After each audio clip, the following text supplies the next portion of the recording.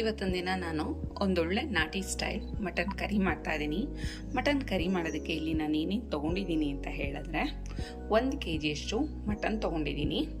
ಅದ್ರ ಜೊತೆಗೆ ಧನಿಯಾ ಕಾಳು, ಒಣಮೆಣಸಿನ್ಕಾಯಿ, ಸೋಂಪು, ಈರುಳ್ಳಿ, ಗಸಗಸೆ, ಸ್ವಲ್ಪ ಕೊಬ್ಬರಿ ತುರಿ, 1 ಟೊಮೊಟೊ, ಜೊತೆಗೆ ಜೀರಿಗೆ, ಜೊತೆಗೆ ಚಕ್ಕೆ ಮತ್ತು ಲವಂಗ, ಶುಂಠಿ, ಬೆಳ್ಳುಳ್ಳಿ, ಇದು ಈರುಳ್ಳಿ ಒಗ್ಗರಣೆಗೋಸ್ಕರ.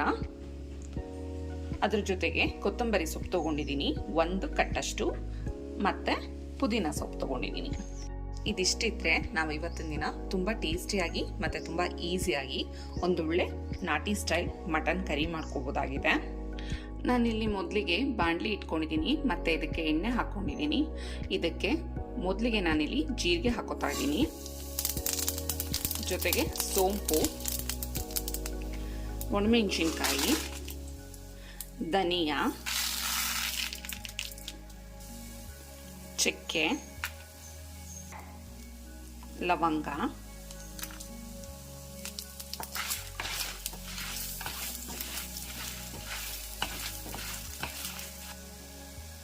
ಜೊತೆಗೆ ಗಸಗಸೆ,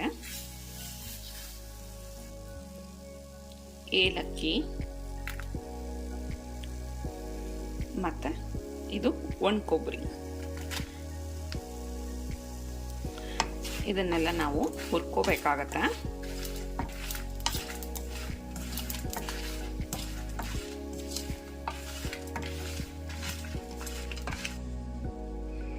ಇದ್ರ ಜೊತೆಗೆ ಈರುಳ್ಳಿ,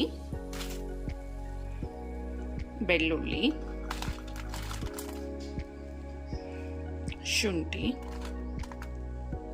ಈಗಾಗಲೇ ನಾನು ಸ್ವಲ್ಪ ಎಣ್ಣೆ ಹಾಕಿದ್ದೆ, ಅದ್ರ ಜೊತೆ ಇನ್ನೂ ಸ್ವಲ್ಪ ಎಣ್ಣೆ ಹಾಕೋತಾ ಇದ್ದೀನಿ. ಎಣ್ಣೆ ಹಾಕಿ ಇದನ್ನೆಲ್ಲ ಹುರ್ಕೋತಾ ಇದ್ದೀನಿ.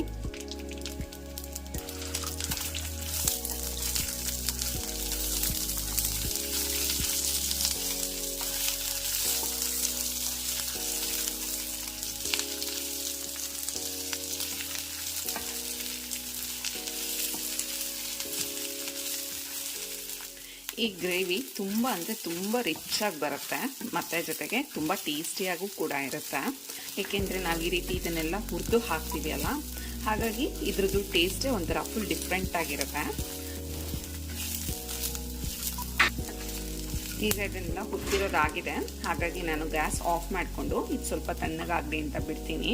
ಮತ್ತು ಇದನ್ನು ತುಂಬ ಸಣ್ಣದಾಗಿ ನಾವು ರುಬ್ಕೋಬೇಕಾಗತ್ತೆ. ಈಗ ನಾನಿಲ್ಲಿ ಒಂದು ಕುಕ್ಕರ್ ಇಟ್ಕೊಂಡಿದ್ದೀನಿ, ಮತ್ತು ಇದಕ್ಕೆ ನಾನು ಸ್ವಲ್ಪ ಎಣ್ಣೆ ಹಾಕೋತಾ ಇದ್ದೀನಿ. ಎಣ್ಣೆ ಕಾದಿದೆ, ಹಾಗಾಗಿ ನಾನಿಲ್ಲಿ ಈರುಳ್ಳಿ ಹಾಕೋತಾ ಇದ್ದೀನಿ.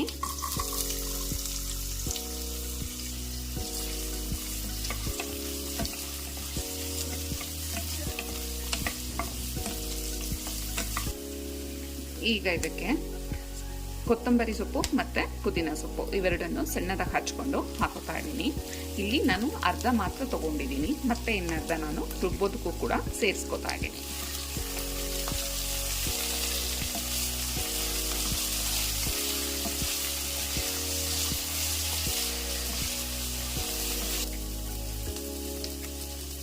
ಈಗ ಇದೆಲ್ಲ ಆಗಿದೆ, ಎಣ್ಣೆ ನಾನು ಹುರ್ಕೊಂಡಿರೋದಾಗಿದೆ, ಹಾಗಾಗಿ ನಾನು ಮಟನ್ನ ಇದ್ರ ಜೊತೆ ಸೇರಿಸ್ಕೋತಾ ಇದ್ದೀನಿ.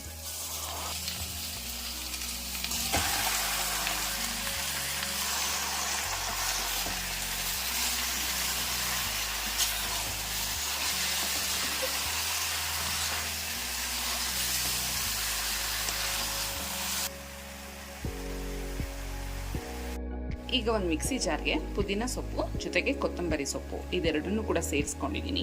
ಇದ್ರ ಜೊತೆಗೆ ನಾವು ಈಗಾಗಲೇ ಹುರಿದಿಟ್ಕೊಂಡಿದ್ವಲ್ಲ ಆ ಮಸಾಲನ್ನು ಕೂಡ ಇದ್ರ ಜೊತೆ ಸೇರಿಸ್ಕೊಂಡಿದ್ದೀನಿ. ಇದಕ್ಕೆ ಸ್ವಲ್ಪ ನೀರು ಸೇರಿಸ್ಕೊಂಡು ನಾವು ಇದನ್ನು ತುಂಬ ಸಣ್ಣದಾಗಿ ರುಬ್ಕೋಬೇಕಾಗುತ್ತೆ. ಅರಿಶಿನ ಸೇರಿಸ್ಕೊತಾ ಇದ್ದೀನಿ. ಇದ್ರ ಜೊತೆಗೆ 1-2 ಕಾಳು ಉಪ್ಪನ್ನು ಕೂಡ ಸೇರಿಸ್ಕೊತಾ ಇದ್ದೀನಿ.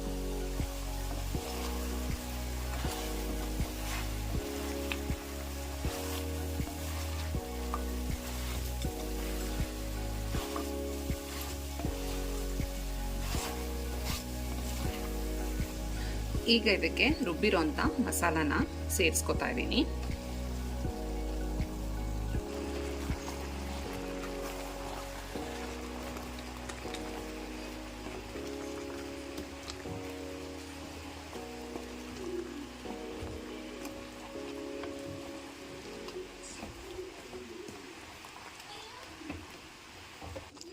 ಈಗ ಇಲ್ಲಿ ಖಾರ ಎಲ್ಲ ಬೆಂದಿದೆ, ಹಾಗಾಗಿ ನಾನು ಇವಾಗ ಟೊಮೊಟೊ ಸೇರಿಸ್ಕೊತಾ ಇದ್ದೀನಿ ಇದ್ರ ಜೊತೆಗೆ. ಮತ್ತು ರುಚಿಗೆ ತಕ್ಕಷ್ಟು ಉಪ್ಪನ್ನು ಕೂಡ ಈಗಲೇ ಸೇರಿಸ್ಕೊತಾ ಇದ್ದೀನಿ.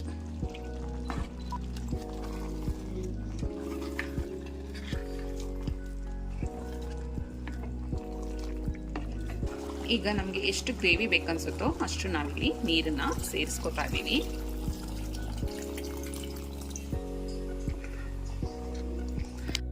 ನಾನೀಗ ಇದನ್ನು ತುಂಬ ಚೆನ್ನಾಗಿ ಮಿಕ್ಸ್ ಮಾಡಿ ಇದ್ರದ್ದು ಲಿಡ್ನ ಕ್ಲೋಸ್ ಮಾಡ್ತಾ ಇದ್ದೀನಿ.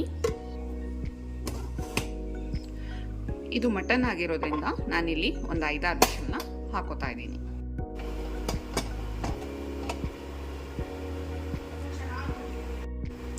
ಇದು ಈ ರೀತಿಯಾಗಿ ರೆಡಿ ಆಗಿದೆ. ಮತ್ತು ನಾನು ಸರ್ವಿಂಗ್ ಬೌಲ್ಗೆ ಹಾಕಿ ತೋರಿಸ್ತೀನಿ ಯಾವ ರೀತಿಯಾಗಿ ಬಂದಿದೆ ಅಂತ ಹೇಳಿ. ನೋಡಿ, ಕೊನೆಯದಾಗಿ ನಿಮಗೆ ಇದು ಈ ರೀತಿಯಾಗಿ ಬರುತ್ತೆ. ಮಾಡೋದಕ್ಕೆ ತುಂಬಾ ಈಸಿ ಆಗಿರುತ್ತೆ. ಜೊತೆಗೆ ನಾವಿಲ್ಲಿ ಎಲ್ಲ ರೀತಿ ಮಸಾಲ ಪದಾರ್ಥಗಳನ್ನು ಹುರಿದು ಹಾಕಿರೋದ್ರಿಂದ ಟೇಸ್ಟು ಅಷ್ಟೇ ತುಂಬಾ ಚೆನ್ನಾಗಿರುತ್ತೆ. ಇದ್ರ ಗ್ರೇವಿನೇ ನಿಮಗೆ ತುಂಬ ಇಷ್ಟ ಆಗುತ್ತೆ. ಹಾಗಾಗಿ ನೀವು ಒಂದ್ಸಲ ಮನೆಯಲ್ಲಿ ತಪ್ಪದೆ ಟ್ರೈ ಮಾಡಿ. ನಾನು ಇವತ್ತಿನ ದಿನ ಮಾಡಿರೋಂಥ ರೆಸಿಪಿ ನಿಮಗೆ ಇಷ್ಟ ಆದರೆ ಮರಿದೆ ನನ್ನ ಚಾನಲ್ನ ಲೈಕ್ ಮಾಡಿ. Thank you.